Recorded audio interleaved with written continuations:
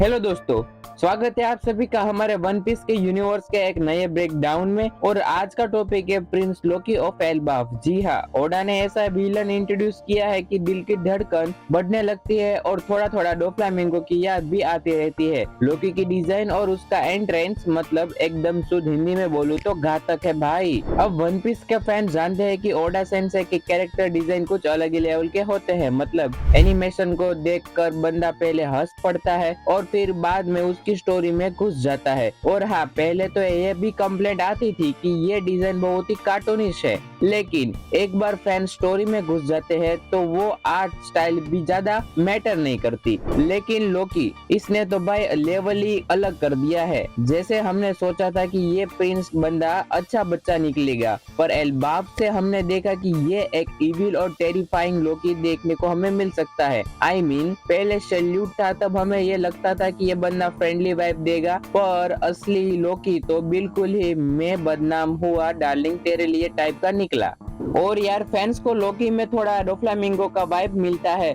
Doflamingo भी कोई मासूम बंदा नहीं था और लोकी ने उसका लेवल क्रॉस किया लगता है। उसकी चेंड अप लुक और वो सिनिस्टर स्माइल और फिर वो लंबी सी जुबान, मतलब बंदा देखने में ही शैतान लगता है। और दोस्तों, अब लोकी की आंखें देखो, आंखें तो नहीं दिखाई दे रही है, लेकिन उनके पीछे की मिस्ट्री अब बढ़ जाएगी। ओडा सेंसेई ने एक ऐसा विलन क्रिएट किया है जो सचमुच में हमें हमेशा याद रहेगा, क्योंकि अब फैंस को लगता है कि अगर ड्रेसरोसा का डोफ्लामिंगो उनका फेवरेट विलन था तो ये उसका बाप निकलेगा। और लोकी का कैरेक्टर थोड़ा और डार्क इसीलिए है क्योंकि उसके मोटिव्स भी एकदम स्कैरी है। देखो, लोकी खुद को सन गॉड कहलाना पसंद करता है और सोचता है कि वो दुनिया तबाह कर एक नई शुरुआत करेगा।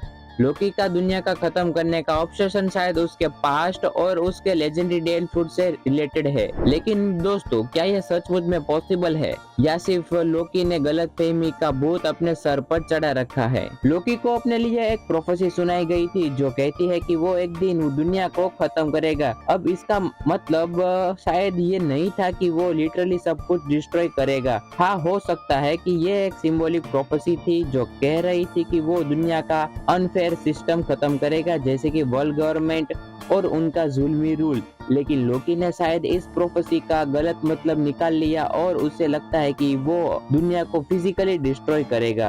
अब देखो, लोकी कोई सन गॉड नहीं हो सकता क्योंकि सन गॉड निका का पर्पस फ्रीडम और होप को स्प्रेड करना है। जो लोग पीड़ित है, जिन पर जुल्म हो रहे हैं, निका उनके ये एक सिंबल ऑफ होप है। सन गॉड का आइडिया उन लोगों में एक बिलीफ है कि एक दिन कोई आएगा जो उनको आजादी दिलाएगा और उनकी जिंदगी में खुशी और रोशनी लाएगा। ये काफी सिमिलर है लूफी के उस मिशन से जिसमें वो वर्ल्ड गवर्नमेंट के इनजस्टिस को खत्म करना चाहता है और एक दुनिया बनाना चाहता है जहां सबको फ्रीडम मिले। अब बात करते हैं कि लोकी किस तरीके से अपने चेन्स को रिलीज करेगा। क्या लूफी बनेगा वो बंदा जो लोकी को आजाद करेगा? लोकी को उसकी चेन से रिलीज करने के लिए जो स्ट्रेंथ और विल पावर चाहिए वो किसी ऑर्डिनरी कैरेक्टर की बस की बात नहीं है। इसके कुछ पोटेंशियल कैंडिडेट है जो लोकी को उसकी चेन से आजाद कर सकते हैं और उनका अपना अपना मोटिव भी हो सकता है। लूफी हमेशा फ्रीडम और एडवेंचर में बिलीव करता है और वो कभी किसी को अननेसेसरी बंधा हुआ या रेस्ट्रिक्टेड देखना नहीं चाहता। अगर उसे लगता है कि लोकी को बांधना अनजस्टिस है या वो फ्रीडम डिजर्व करता है तो वो उससे रिलीज करने का रिस्क ले सकता है, चाहे उसके कॉन्सिक्वेंसेस कुछ भी हो। लूफी ने पहले भी अपने दोस्तों और एलाइज के लिए काफी बड़े बड़े डिसीजन लिए हैं और वो लोकी जैसे पावर हाउस को रिलीज करके उसके फेस टू फेस फाइट करने में भी इंटरेस्टेड हो सकता है। अल्टीमेटली लूफी के नेचर और प्रोफेशनसी के एस्पेक्ट को देखते हुए ये थियोरी पॉसिबल है कि वो ही लोकी को रिलीज करेगा। But as I told earlier, Loki को उसकी चेन से रिलीज करना इतना भी आसान नहीं है।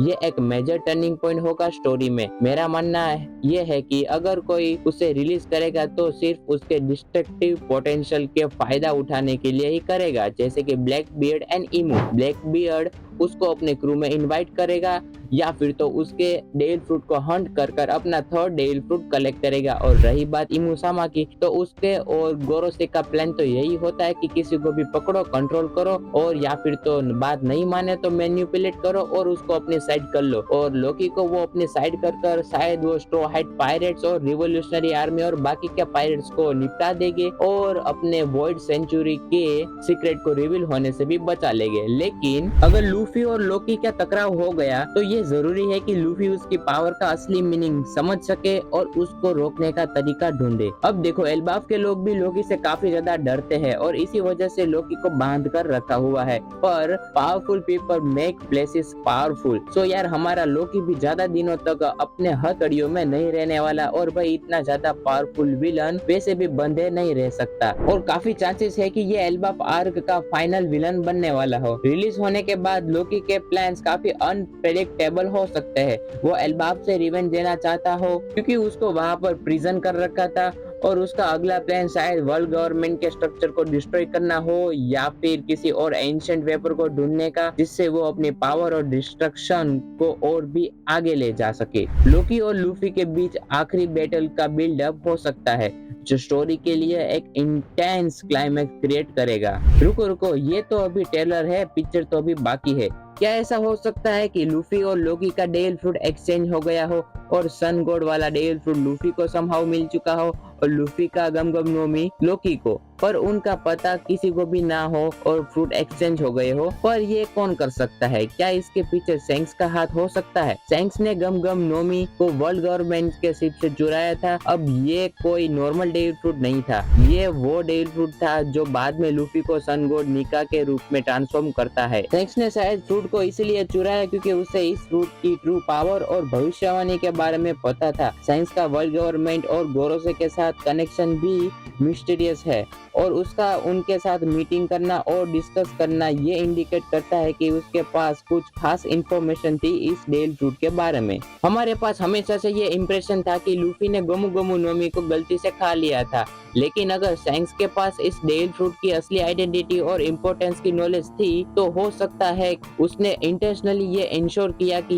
ये फ्रूट लूफी कंज्यूम करे। सैंक्स का लूफी में कुछ अलग पोटेंशियल देखना और उसके फ्यूचर में एक सिग्निफिकेंट रोल प्ले करने का विश्वास होना इस फैक्ट को सपोर्ट कर सकता है। अगर सैंक्स को सन गॉड निका और जॉय बॉय की प्रोफेंसी के बारे में पता था तो वो ये चाहता था कि ये डेविल फ्रूट किसी ऐसे बंदे के पास जाए जो दुनिया में फ्रीडम और होप ला सके। सैंक्स को लूफी में वो पोटेंशियल दिखाई दिया और उसने ये इंश्योर किया कि फ्रूट उसी के पास रहे। सैंक्स और रोजर का भी यही सपना था कि उनका कोई सक्सेसर एक न्यू डॉन लाए और शायद लूफी को फ्रूट देना उस सपने को पूरा करने का एक पार्ट था। अगर ये एक्सचेंज हुआ है तो इसका मतलब ये है कि लूफी के पास सन गॉड निका का डेविल फ्रूट था जब से उसने ईस्ट ब्लू सागा से अपनी जर्नी स्टार्ट की है और वो अब जाकर उस पावर को रिवील कर रहा है।